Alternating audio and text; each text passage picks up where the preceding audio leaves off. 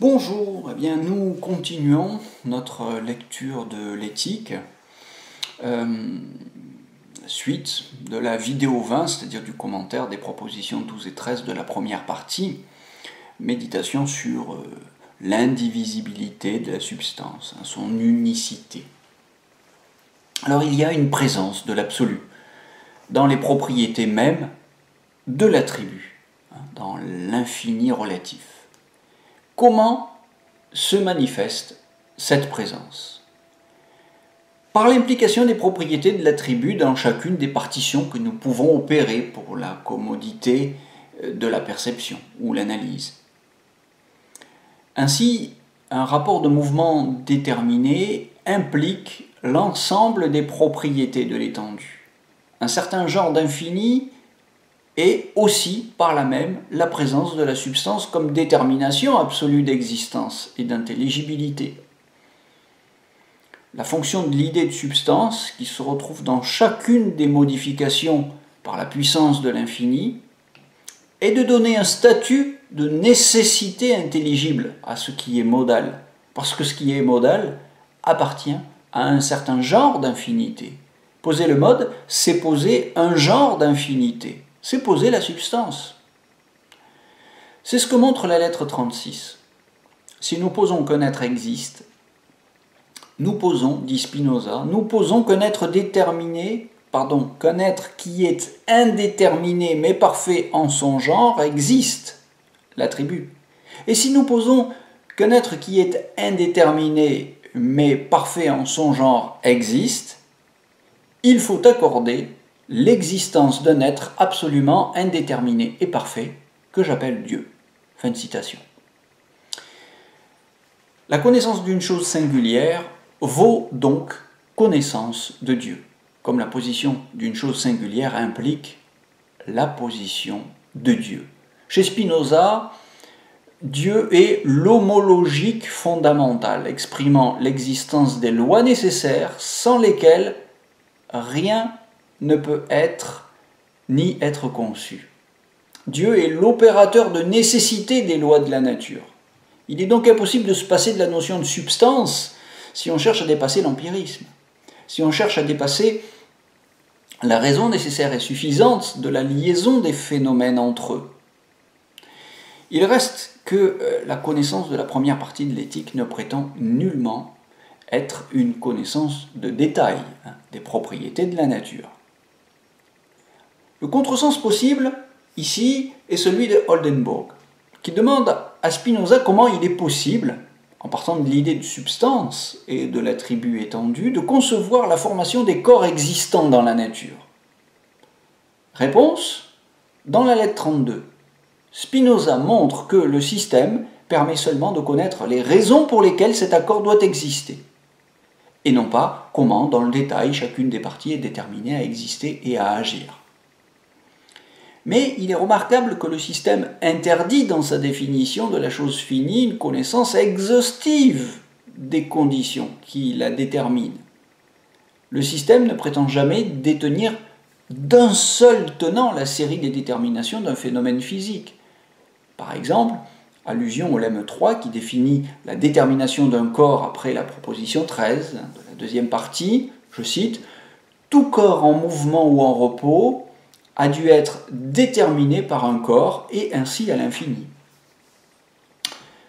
Bon, ici nous avons affaire au mauvais infini, à l'illimité, différent de la puissance infinie d'exister qui s'exprime de façon intensive dans chacun des corps en mouvement ou en repos. La puissance infinie est ce qui rend intelligible les propriétés des corps, et nous pouvons en avoir une connaissance adéquate. Nous pouvons par exemple avoir une connaissance adéquate d'une loi générale de mouvement et de repos qui régit les propriétés des corps. Nous ne pouvons pas avoir une connaissance entière de la série des déterminations qui agissent dans l'existence sur tel corps fini.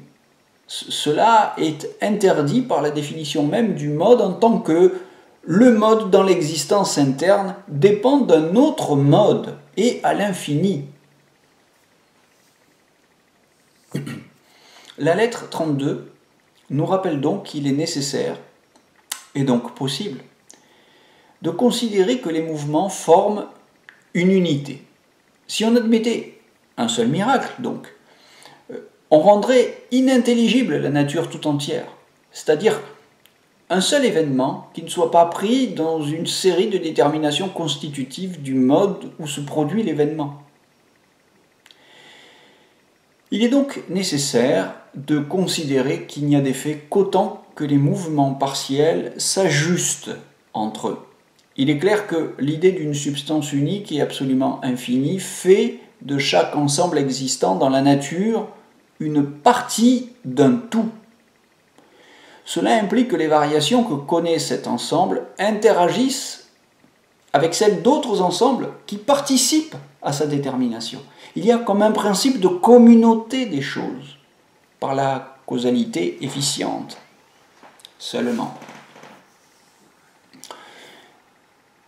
L'immanence de la substance à chacun de ses attributs et de ses modes, par l'attribut, permet de fonder l'affirmation de l'univers comme un seul et même individu existant en acte. Cette idée permet de penser à la fois la diversité et l'unité des sens qui s'y manifestent. On remarquera que le souci constant de Spinoza est de penser l'unité de substance en dehors de toute sommation des attributs. Et cela n'est possible qu'à partir de cette présence de l'infini et de ses propriétés dans chacun de ces genres, de telle sorte que rien ne manque à un attribut lorsqu'on le considère dans sa détermination interne, qui est absolument positive. Dans la lettre 36, Spinoza écrivait, je cite, « Bien que l'étendue nie la pensée, il n'y a là aucune imperfection. » Le parallélisme a cette double signification de maintenir la diversité qualitative des attributs et la présence suffisante en chacun d'eux des propriétés de l'infini. L'étendue est ainsi entière par ses lois dans chacun des corps, comme la pensée est entière sous forme d'implication dans chacune des idées vraies. Pour l'admettre, il faut donc admettre de façon radicale que l'infini n'est pas un nombre. L'infini n'est pas un nombre. Vous voyez à ce sujet la lettre 12. L'infini, c'est la puissance productrice des choses que nous percevons ensuite sous la notion de quantité par l'imagination pour comparer les choses. Mais ne confondons pas les deux. Il a fallu reprendre l'unité même de Dieu compte tenu de l'infinité des essences ou attributs et comprendre cette unité comme une propriété interne de l'infini. Ce qui fait, par exemple, que dans la lettre 50, Spinoza identifie l'unité de Dieu à l'existence. Une chose ne peut être dite seule et unique avant qu'on en ait conçu une autre ayant même définition que la première. Mais l'existence de Dieu étant son essence même, il est certain que de dire de Dieu qu'il est seul montre qu'on n'a pas de lui une idée vraie. L'unité absolue est une unité non numérique. C'est celle d'une puissance non divisible. Et c'est pourquoi, après la proposition 18 qui annonce l'immanence, l'unité des substances identifiées à Dieu, nommée Dieu, sera désormais l'unité fondamentale de tous les attributs.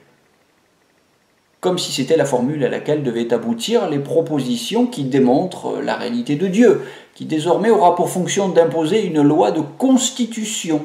Dieu est une loi de constitution du réel, en tant que le réel à lui-même, les raisons, il a en lui-même les raisons suffisantes de ses propriétés. Est-il légitime de comparer la compréhension de l'idée de Dieu à l'idée d'une forme géométrique? La réponse de Spinoza porte sur l'intelligibilité de la chose, dans la lettre 56.